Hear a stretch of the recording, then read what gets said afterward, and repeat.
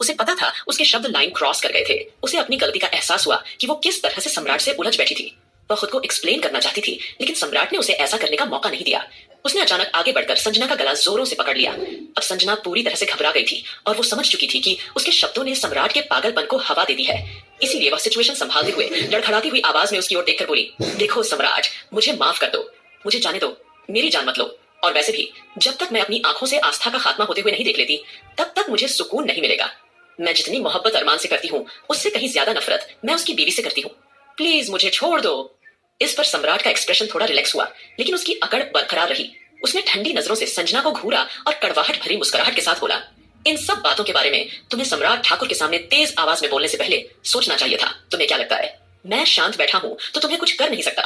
कहने का मतलब साफ था, संजना के मामले में वह अपने हथियार डालने को राजी नहीं था। संजना के शब्दों ने सम्राट के भीतर के शैतान को जगाने का काम किया था और उस शैतान से बचना संजना के लिए मुश्किल था। संजना की हालत पूरी तरह से खराब होने लगी थी। उसके चेहरे के एक्सप्रेशन बनते बिगड़ते जा रहे थे। वो सोचने लगती है अब इस पागल से वो कैसे बचे। तभी उसके दिमाग की बत्ती जली और उसने अचानक अपनी शर्ट के 2 बटन खोल दिए और वह जानबूझकर अपने शरीर की ओर सम्राट का ध्यान खींचने लगी, क्योंकि वो अच्छी तरह से जानती थी इस सिचुएशन में सिर्फ उसका शरीर ही सम्राट के गुस्से को शांत करा सकता है। कहीं ना कहीं सम्राट संजना की इस चाल को समझ चुका था, इसलिए अचानक उसने संजना को अपने कंधों पर उठाया और सीधे बेडरूम में ले आया। सम्राट की ये हरकत से संजना काफी घबरा गई थी। उसका दिल और भी तेजी से धड़कने लगा था। संजना जैसे खून का घूंट पीकर रह गई थी, क्योंकि उसने दिलो जान से चाहा था कि उसके शरीर को सिर्फ अरमान सिंघानिया ही छुए। हालांकि सम्राट भी अरमान सिंघानिया से कुछ कम नहीं था, लेकिन संजना दिल से सिर्फ अरमान सिंघानिया को चाहती थी। सम्राट ने फिर बेदर्दी से संजना को बिस्तर पर लाकर पटक दिया था। अब संजना समझ चुकी थी कि उसके साथ आगे क्या होने वाला है, लेकिन तभी सम्राट उसके बेहद करीब जाकर अचानक रुक गया और तुरंत उस पर से हटते हुए बोला, तुम बहुत इंटरेस्टिंग हो, लेकिन मेरा इंटरेस्ट सिर्फ उस अनजान लड़की में है जिसे मैं अब अपने बेड पर देखना चाहता हूँ। इतना कहकर सम्राट हल्का सा मुस्कुराता हुआ वहां से चला गया। सम्राट के शब्दों ने संजना उलझन में डाल दिया था। उसने उम्मीद नहीं की थी कि वो ऐसा कुछ बोलेगा। उसे गहरी बेइज्जती महसूस हो रही थी। वो हैरान होकर मन ही मन यही सोच रही थी, उसके इतने करीब आने के बाद सम्राट ने खुद को रोक कैसे लिया और उसे बिना छुए वहां से कैसे चला गया, वो भी किसी अनजान लड़की के लिए जिसे उसने बस एक झलक भर देखा था। आखिर कौन है वो लड़की? गुस्से में संजना ने अपने बालों को जोर से मरोड़ लिया। संजना को समझ नहीं आ रहा था वह सम्राट की बात का अफसोस जताए या उसकी बात को मजाक में ले ले। वही सिंघानिया मैंशन में दरवाजे से टिककर खड़ी हुई आस्था अपने दिल की धड़कनों और सांसों की आवाज सुन रही थी। उसका दिल तेजी से धड़क रहा था। काफी समय बाद भी उसे चैन नहीं पड़ रहा था। उसे समझ नहीं आ रहा था उसके साथ क्या हो रहा था। जब उसे यह महसूस हुआ अरमान के ऊपर खतरा मंडरा रहा है, उसे वाकई में ऐसा लगा जैसे उससे उसकी दुनिया छीन जाने वाली थी। उसने घर पहुंचने से पहले टाइगर को इन्फॉर्म कर दिया था, क्योंकि आस्था जानती थी कि सभी लोग फार्म हाउस से वापस आ चुके हैं, तो जाहिर था अरमान वहां अकेला होगा। भले ही उस वक्त आस्था परेशान थी और रो रही थी, लेकिन फिर भी वो अपने पति को अकेला नहीं छोड़ सकती थी। इसीलिए उसने तुरंत ही टाइगर को मैसेज करके फार्म हाउस के लिए बुला लिया था और उसके बाद ही वो मेंशन में वापस आई थी। वहीं दूसरी ओर अब सभी लोग अलग अलग तरीकों से आस्था की सिचुएशन को लेकर परेशान थे। तभी अविनाश ने कहा, ठीक है, अगर सब लोगों को लगता है कि कुछ दिनों के लिए आस्था को इस माहौल से दूर लेकर जाना चाहिए, तो मैं आस्था से इस बारे में बात करूंगा। लेकिन तभी अचानक पीछे से आस्था की आवाज आई, हम कहीं नहीं जाएंगे भैया। आस्था खुद के इमोशंस को शांत करने के बाद वहां आ चुकी थी। इत्तेफाक से उसने अविनाश और बाकी सबको बात करते हुए सुन लिया था। आस्था बिल्कुल भी नहीं चाहती कि वो ऐसा कुछ करे जो उसके पहले से ही बिखरी जिंदगी को और ज्यादा तितर बितर कर दे। आस्था का डिसीजन सुनकर अविनाश थोड़ा परेशान हो गया और वो तुरंत आस्था के पास आकर बोला, गौरी एक बार फिर सोच लो, सब ठीक कह रहे हैं। वैसे भी तुम्हारी जिंदगी में बहुत कुछ हो चुका है, इसलिए तुम्हें इस वक्त दिमागी तौर पर थोड़ा आराम करना चाहिए। तब तक एंजल भी आगे आकर अविनाश के पास खड़ी हो गई थी, लेकिन आस्था ने नामे अपना सिर हिलाते हुए कॉन्फिडेंस के साथ कहा, आपको क्या लगता है भैया कि हम इतने स्वार्थी हैं कि अपने पति और परिवार को इस मुश्किल घड़ी में छोड़कर चले जाएंगे, जबकि हम ये बात अच्छी तरह जानते हैं कि राजवीर जनरल और ब्लैक डेविल किंग के नाम की तलवार हमारे परिवार के गर्दन पर लटक रही है। नहीं भैया, हम ऐसा बिल्कुल भी नहीं कर सकते। हम इस सिचुएशन में अपने पति और परिवार को छोड़कर कहीं नहीं जाएंगे। आस्था का फैसला अटल था, जिसे सुनकर अविनाश ने आस्था से कुछ नहीं कहा, क्योंकि वो जानता था उसकी बहन ने बिल्कुल सही डिसीजन लिया है। उसका दिल खुशी और गर्व से फूला नहीं समा रहा था।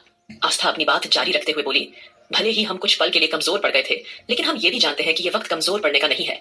ये वक्त हमारे पति और अपने परिवार का साथ देने का है। हम जानते हैं कि उनकी हालत दिन ब दिन खराब होती जा रही है, लेकिन हम उन्हें फिर से वापस लेकर आएंगे। बहुत जल्दी आप सब देखिएगा, वो फिर से पहले की तरह ठीक हो जाएंगे। ये कहते हुए तब आस्था की आंखें खुद ब खुद नम हो गई, जबकि उसके चेहरे पर जिद्द दिखाई दे रही थी। उस समय वह काफी बेचारी सी दिखाई दे रही थी। अविनाश ने आगे बढ़कर उसे सीधा गले से लगा लिया था। वही एंजल भी अब थोड़ा सा इमोशनल हो गई थी और उसने एक कदम बढ़ाकर आस्था को गले से लगा लिया था। और देखते ही देखते आहान, रौनक, ध्रुव, वंशिका, रश्मि, राधिका, साथ ही साथ आकाश और सुमित भी आगे बढ़ाते हैं और सभी जाकर उन लोगों के गले से लग जाते हैं।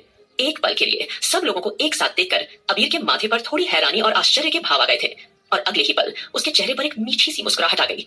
उसने गर्व के साथ आस्था की तरफ देखा और एकदम से बोला, बटरफ्लाई, वाकई तुम्हें सलाम करना पड़ेगा। इतना कुछ होने के बाद भी तुम इतनी मजबूती के साथ खड़ी हुई हो। Hats off you. इतना कहकर उसने बाकी सबको मुस्कुराकर देखा और अपने रूम में चला गया। वहीं दादाजी खुशी के साथ ये सारा दृश्य देख रहे थे। ठीक उसी वक्त वसुंधरा आगे आई और आस्था के सामने हाथ जोड़कर खड़ी होती हुई बोली, आस्था बेटा, तुम जानती हो घर क्या होता है, घर को कैसे संभालना होता है, अपने परिवार और अपने पति की देखभाल कैसे करना होता है। ये सब कुछ मैंने तुमसे ही सीखा है। वसुंधरा के कहने का मतलब साफ था। आस्था का साथ पाकर उसे ऐसा महसूस हो रहा था जैसे उसे एक नई जिंदगी मिल गई हो। आस्था का दिल भर आया था और उसने अपने सामने जोड़े हुए वसुंधरा के हाथों को थाम लिया और फिर अपने सिर पर रखते हुए बोली, वसुंधरा आंटी, आपके हाथ हमारे सामने जोड़ने के लिए नहीं, बल्कि सिर्फ और सिर्फ हमें आशीर्वाद देने के लिए उठने चाहिए, उतना ही काफी है। इतना सुनते ही वसुंधरा की आंखें भी पूरी तरह से नम हो गई थीं और उसने आस्था को कसकर गले से लगा लिया था। वहीं वीर बड़े ही ध्यान से सारा सीन देख रहा था। उसकी आंखें डबडबा गई थीं, उसका दिल भर आया था। पछतावे की आग में उसका तन और मन झुलसने लगा था। उसे अपने आप से नफरत सी होने लगी थी। वह मन ही मन सोच रहा था कि इन लोगों का अरमान के साथ खून का कोई रिश्ता नहीं है, लेकिन फिर भी ये लोग अरमान पर इतनी जान झिड़कते हैं, अरमान को इतना प्यार करते हैं, उसे इतना पसंद करते हैं। और एक मैं हूं जो अरमान से अनजानों की तरह व्यवहार करता हूं, जबकि अरमान तो मेरा सगा भाई है। फिर भी मेरे दिल में उसके लिए एक अजीब सी दूरी है। पता नहीं क्यों मैं उसे पूरी तरह से अपना नहीं पा रहा हूं। आखिरकार क्यों, जबकि मेरी जिंदगी तो पहले ही पूरी तरह से बर्बाद हो चुकी है। मेरे पास खोने के लिए कुछ नहीं बचा है। हालांकि कि मैं जिंदगी का हर एक रंग देख चुका हूं, लेकिन अरमान की वजह से एक बार फिर से इस महल जैसे घर में अपने परिवार के साथ हूं। यह सब सोचकर वीर ने मन ही मन में ठान लिया था कि अब चाहे कुछ भी हो जाए, मैं इन लोगों का साथ हर मुश्किल में दूंगा और पूरी कोशिश करूंगा कि अरमान की यादें वापस आ जाएं। मैं उनके दुश्मन से लड़ने में मैं भी उनकी मदद करूंगा। वीर आगे बढ़ा और आस्था के सामने हाथ जोड़कर खड़ा हो गया और एकदम से बोला, भाभी। ये पहली बार था जब वीर ने आस्था को देखकर सच्चे दिल से उसे भाभी कहा था और बड़े ही प्यार और सादगी के साथ उसे अपने मन की बात बताते हुए कहता है, भाभी, आपकी इस लड़ाई में मैं भी आपका साथ देना चाहता हूँ। मैं जानता हूँ कि इस मामले में मेरा रिकॉर्ड कुछ खास ठीक नहीं रहा है, मुझसे हमेशा गलतियां ही हुई हैं, लेकिन आज पहली बार मुझे आपके लिए और पूरे परिवार के लिए कुछ करने का मन कर रहा है। अब इस परिवार को भी मैंने अपना मान लिया है। मैं जानता हूँ कि अभी इतनी जल्दी आप सब मुझे नहीं अपना पाएंगे, लेकिन मुझे पूरी उम्मीद है कि एक ना एक दिन आप लोग मुझे भी अपने परिवार का हिस्सा मानेंगे। आस्था से यह कहने के बाद वीर सीधा जाकर आहान के पास खड़ा हो गया और सीधे उसकी आंखों में झांकते हुए बोला, मैं जानता हूँ कि मैं तुम्हारी तरह अरमान भाई को उतना प्यार नहीं दे पाया, लेकिन अब मैं उन्हें दिल से अपनाना चाहता हूँ, उनकी मदद करना चाहता हूँ। क्या तुम इसमें मेरा साथ दोगे?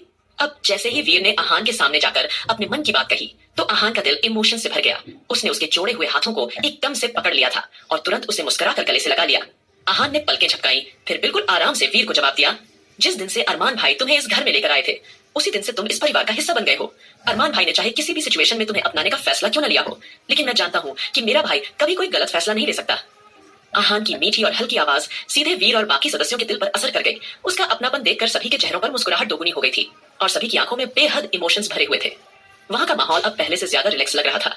आस्था ने अब जल्दी से मारिया के कमरे का रुख किया और सीधा जाकर वहां बैठ गई थी और मारिया को देख के चिंतित आवाज में बोली, मारिया दीदी, आपने जो हमें इन्फॉर्मेशन दी थी वो बिल्कुल सही निकली है। ये देखिए। ये बोलकर आस्था ने कुछ बातें मारिया को सुनानी शुरू कर दी थी। मारिया, जो कि अपने कमरे से बेहद कम बाहर निकलती थी क्योंकि वो बिना किसी की नजरों में आए पूरे डिजिटल तरीके से डार्क विला पर नजर रख रही थी, उसने आस्था को कुछ ऐसी इन्फॉर्मेशन दी थी जिसे सुनकर आस्था के पैरों तले से जमीन खिसक गई थी। उसके होश पूरी तरह से उड़ गए थे। लेकिन अब उन्हें जिस बात की आशंका थी, जैसे ही वो बात पूरी तरह से सच साबित हुई तो आस्था की हैरानी और भी ज्यादा बढ़ चुकी थी। अब उसे समझ नहीं आ रहा था कि आगे क्या करना चाहिए। इस पर मारिया धीमी आवाज में उसे समझाते हुए बोली, अब हमारे पास सिर्फ और सिर्फ एक ही रास्ता बचा है। लेकिन इससे पहले मारिया आगे कुछ और कह पाती, उससे पहले आस्था ने मारिया को गले से लगाकर कहा, थैंक यू मारिया दीदी, आप नहीं जानती कि आपने हमारी कितनी बड़ी मदद की है। अब आप देखिएगा अब हम किस तरीके से उस ब्लैक डेविल किंग का अंत करते हैं।